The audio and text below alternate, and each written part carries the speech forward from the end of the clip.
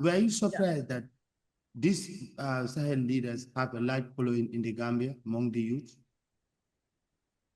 No, I'm not surprised. And I think they will have large following across the African world. Because Ibrahim is obvious. Because as I said, the post-independent Africa failed. Every country you go to in Africa, people don't trust their government. Our governments are corrupt. People have lived through all the oppression, whether it's military government or civilian government. So, and of course, the West is there, abusing and exploiting and oppressing Africa as usual over the past 500 years. So,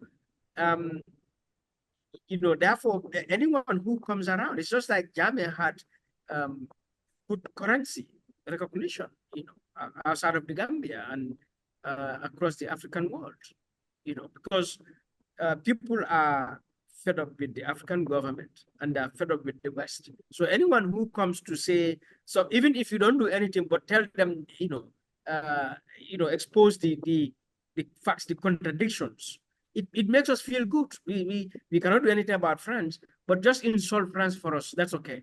We cannot do anything about the US, but just tell us the US is a hypocrite and double standards. That makes us happy, because people who have been weakened, been oppressed, been frustrated and so on. Sometimes all they need is just votes, and so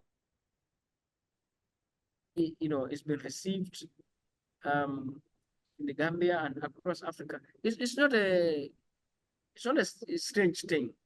It is very much expected, and this will continue because there are many African states that also need a coup, because everywhere you go, it's the same corruption. So if a coup happens in any African country today, it is going to be well received because people don't trust their governments.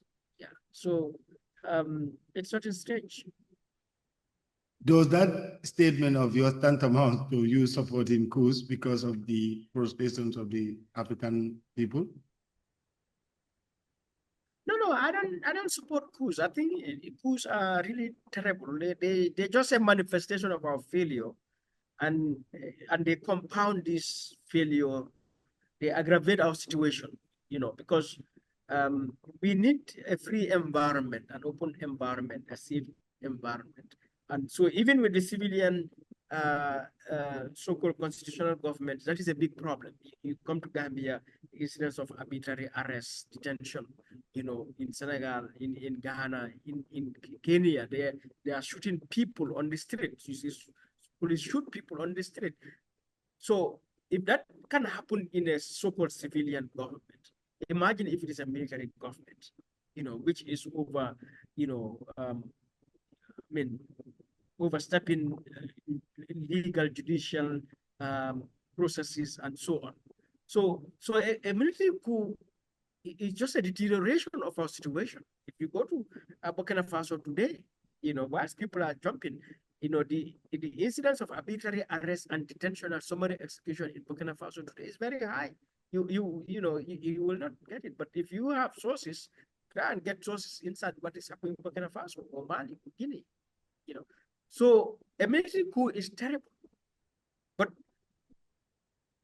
it's inevitable because our post-independent governments have failed. So it's either a military coup or a civil war or a dictatorship. This is what we live. So this is not good. All right. But in the circumstances, therefore, because it's soldiers who have the guns, I always say, if teachers were the ones with guns, teachers would coup. If doctors were the ones with guns, doctors would stage a coup. But it is soldiers who have guns. Teachers have pens and pencils. They cannot stage a coup with pens and pencils. All right. But the fact that we have a coup just highlights the failure of the post-independent Africa. And that you can see it's widespread. So if there's a coup today in, say, let's say, Cote d'Ivoire, I'm not going to be surprised. If there's a coup today in Guinea-Bissau, I'm not going to be surprised. If there's a coup in Cameroon, I'm not going to be surprised. Or Kenya, or Uganda, or Gambia, or Nigeria, I'm not going to be surprised.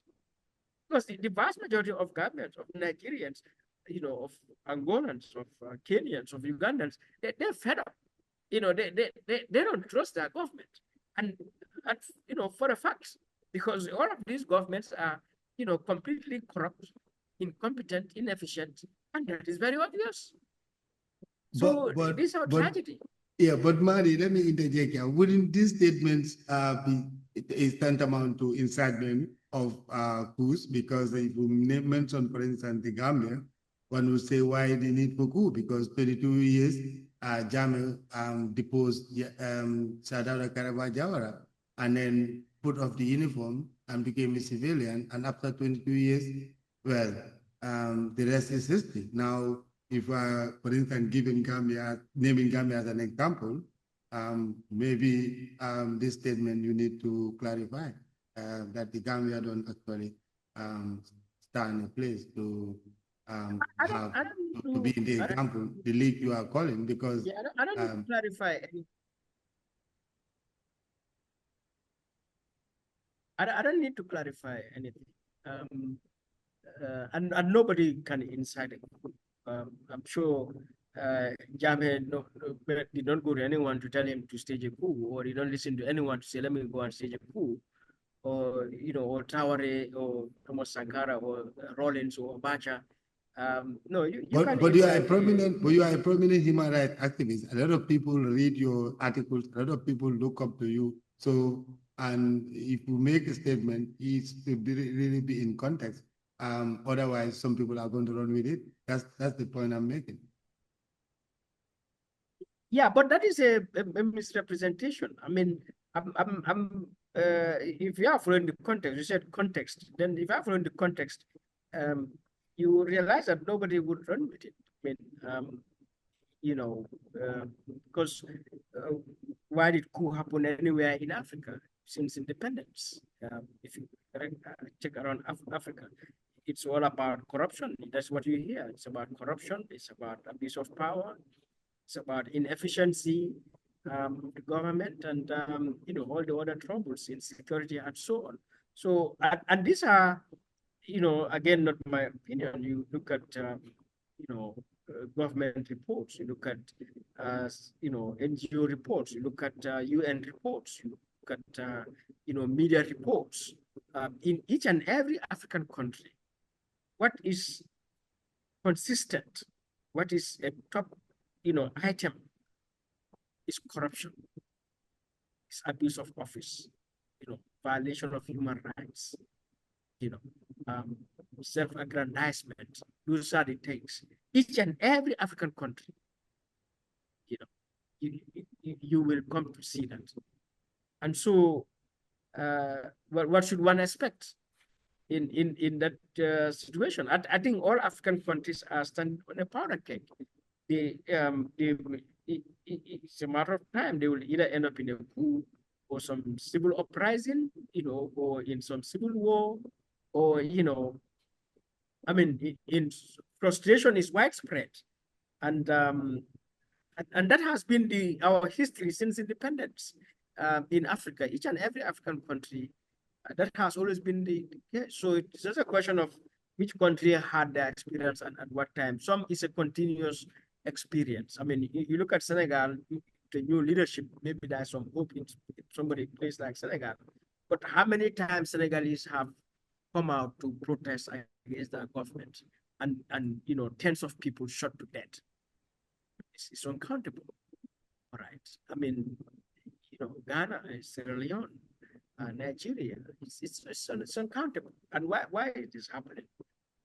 Because so when you look at all of these factors, therefore, it tells you African states are fragile, are not living up to expectation, and they all these countries are therefore standing on powder kegs. I mean, but certainly a coup does not like bring a solution. I tell people, I remember when the coup happened in Guinea, Guinea Conakry, some years ago, and we had the West Africa Civil Society Forum, Leaders Forum. And I was making the point to say, look, the coup leaders have to go back to the barracks. We should say they should leave immediately, the next day, immediately. And a lot of folks are like, but Mari, that is not practicable. That's not realistic. So, but why is it not realistic? I mean, these are soldiers. Nobody asked them to stage a coup. They chose to do this. But we all agree that they cannot just come and lead because they have guns. The only justification they have or reason they did this was because they have the guns. That's all. But they don't have any legitimacy. Let them go back. What they can complain about their country, that's how teachers are complaining, doctors are complaining, farmers are complaining. But those people cannot stage a coup because they don't have guns. So if they have done it, let them go back, and then we have a process that will take, the country back to the people. And I told them the reason I said this is because every coup is the recipe for a counter. And in no time, we saw what happened in Guinea. That is camera, what happened to him, and until now, you are having counter coups in Burkina Faso, and in the Gambia we had experienced it here. I told them the coup that probably everyone supports, the soldier everyone supports, maybe not but the soldier everyone supports is Thomas Sankara. But the fact that Thomas Sankara himself could be killed by fellow soldiers tells you therefore a coup is a very precarious situation. And so soldiers should not be in power, because even the best of them is prone to a counter coup and violence. And so we saw what happened in Burkina Faso with Sankara. So if that could happen to Sankara, it can happen to any other soldier. So that a coup it further complicates the already complicated problem that we have in our countries, that bad governance. The coup takes it to another level. That's why we should demand democracy and good governance and so on, because a coup is a terrible thing to happen. But given the circumstances, one can only say, therefore, I mean, coups will continue to happen in Africa for a long time to come. I mean, that should not surprise anyone. Well, that is your own viewpoint, and critical as it may be, you are entitled to viewpoint. So where do you go from here? Where does who go from here? Yeah. Yeah, I'm asking where, like who? Is it no, I mean Africa, like Africa. We're talking about our in this series on Pan-Africanism. Where do we go from here? I think, as I said earlier, I think African people need to rise up against their, governments to remove this dispensation. Either the governments change from inside, I mean, to respect the law, but first to create real laws, good laws, and abide by those laws, and deliver as required in those laws and terms of reference, and so on, so that we have democratic governance and efficient institutions that are managing the resources of Africa in the best interest of Africans. In the absence of that, I think Africans need to remove their governments. I mean, that's where I stand, that the post-independent government is a failure. And the evidence is there. I mean, it is in the government's own reports. It's in the UN reports. Poverty, hunger, deprivation, insecurity, and all the rest, they are there. So that is it. But then also, in the other sense, Africa also needs to detach. Again, that comes back to the failure of leadership of the post-independent African state. Africa needs to detach. Whether it's the United Nations, whether it's Commonwealth, whether it's FIFA, whether it's WTO, and so on. Africa needs to detach to, as Americans are saying, America first, African leaders, Africans have to start to say Africa first. And so for me, we have to detach so that, our economy is not an appendix to the Western economy. Our, institutions or the whole of Africa is not an appendix to Western institutions. We are not living according to their policies, of China, of Russia, of anyone else. And we take deliberate steps to create our own policies, because we don't need any favors from anyone. We don't need any support from anyone. Africans have the knowledge, all right? We have the skills, we have the resources to build this continent. And, with the proper leadership, within the shortest possible time, we can surpass the West, we can surpass China and everyone else. Africa is an incredibly powerhouse, and that is the mental liberation that is embedded in Pan-Africanism too. Because until now, I as someone engaged in not only Gambia, but Africa's policy and development and governance processes at all levels, I have engaged with African decision makers, African policy makers, African intellectuals, the African elite. I have engaged with them there's nowhere in Africa I've not gone to for a meeting. Over anything you can imagine, plans, projects, initiatives, and all sorts of things. And I talk to this elite, and I see that colonial mentality, the lack of belief in the ability of Africa to stand on its own, even in the face of all the evidence that is there. When you look at a country like like Nigeria, what BP makes out of Nigeria in terms of oil, revenue, the Nigerian government does not make that much out of BP. And Nigeria doesn't need BP or China or UK or France or US for Nigeria to develop its oil industry. Nigeria now has the requisite capacity, to develop its oil industry to the level of, Saudi Arabia or Qatar or anywhere else. Even if you don't have the skills, we can go and buy those skills. We can go and buy, hire consultants to come and do for us, and we move on. We don't need the West. We don't need anyone. If you go to Zambia, Glencore, it's an iron ore company, British, they are making more money out of the iron ore Zambia, than the Zambia government. And the same story goes in Sierra Leone in terms of their diamond, or Ghana in terms of their gold, or, Congo in terms of the wealth of Congo. Foreigners are making more money than the Congolese government. And that is the story of every African country, because we have this corrupt, elite in charge of these institutions who are just getting their kickbacks, their salaries and allowances, and, living the good life. And so they don't want to detach, but we can detach, and we build this continent in a generation more than any country on earth, because we have the resources with us. We don't need to go and buy the resources from anywhere, on land, in the air, in the sea, everything is here in Africa. So, but why? Because, this colonial mentality, which is so corrupt, that is inside the heads of our elite. This is why we are in the situation we are. Today I was engaging with some Gambian elites, and I was telling them, look at Singapore. Singapore gained independence in 1965. By 1990, Singapore is at the level of Europe. By 1990. And 1965, Gambia and Singapore, you can debate which is the poorest, which is poorer country between the two in 1965.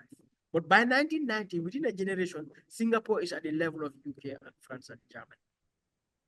And 1990, Gambia is considered as a highly indebted poor country, a least developed country. And until today, we are a least developed country. We are under the classification of third world least developed country.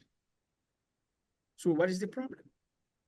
Madi, what is your reaction to your critics or critics of human rights activists or concerned governments who have a radical viewpoint that they are armchair philosophers or theorists who sit down to talk about anything negative and run with it?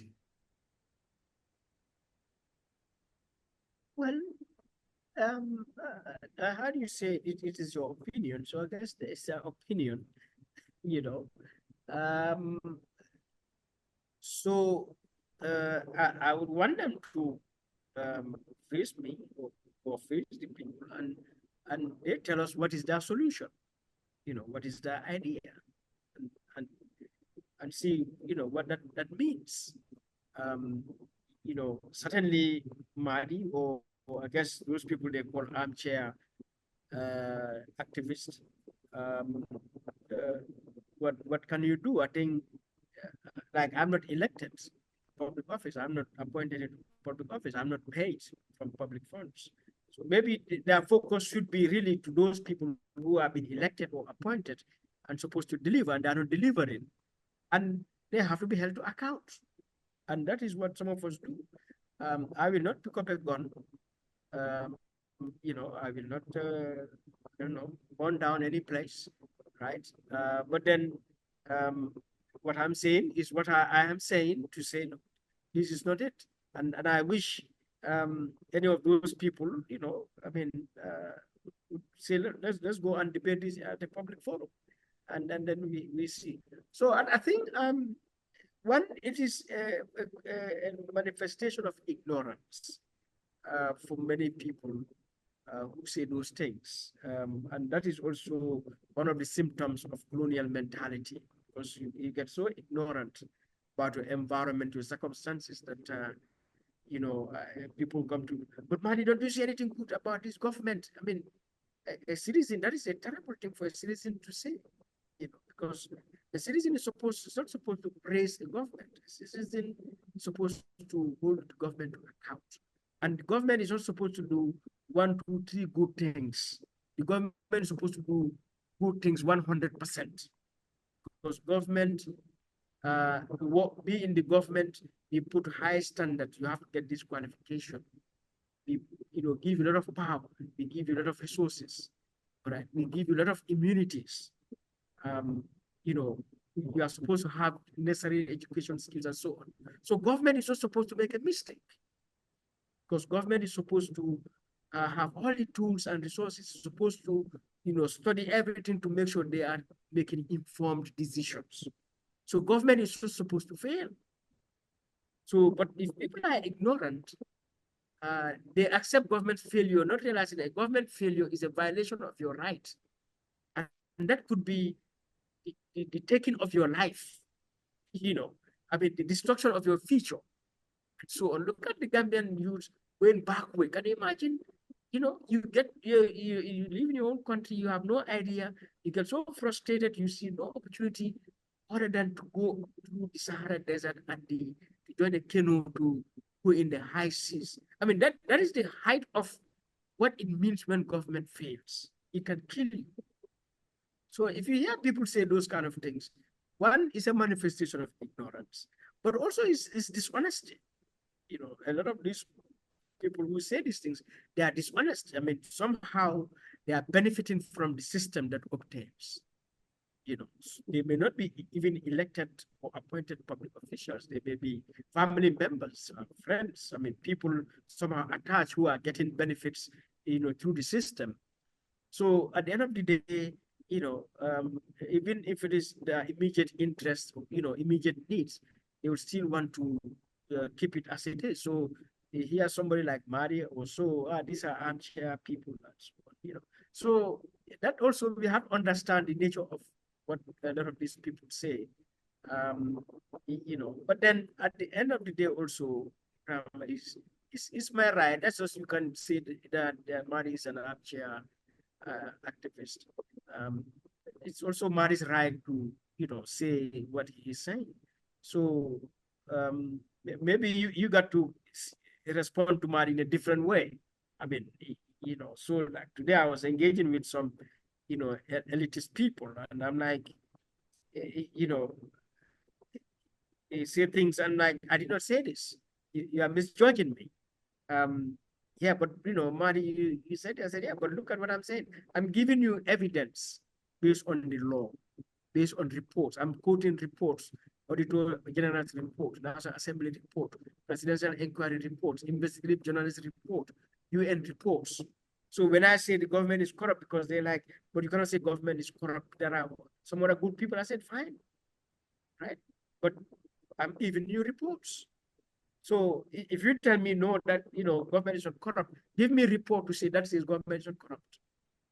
But I'm giving you government's own reports, lamenting the corruption, the underperformance, the inefficiency across the board. So and that is how I talk, Ibrahim. I don't practically speak my opinion. If you follow my conversations, my writings, my articles, I'm responding to referring to a law, yes, to an institution. Because for some of us this is not a joke, because this is about my life. Yes, a good government in the Gambia, a Gambia on that is going well is in my interest. It saves my life, because I mean, if I get sick here in a certain way, the hospitals cannot serve me, so I could die. A lot of people have died, and they should not have died. And they died simply because the facilities necessary at Edward Francis Teaching Hospital, it's not there. The diagnosis that they need to do to know what is, it is not, the machines are not there. And the drugs they need is not there. And they died. So it is in my interest, it is in every citizen's interest to make sure things are right, because you are practically saving your own life. So that's what I'm doing. For me, whether you listen to me or not, whether you agree with me or not, whether I'm an armchair activist or I don't know, what I know that I'm saving my life and the life of my children. Because if there's a better Gambia, my life is more likely to be secured, and so it's as simple as that. Well, on that note, thank you so much, Madi Jobarteh.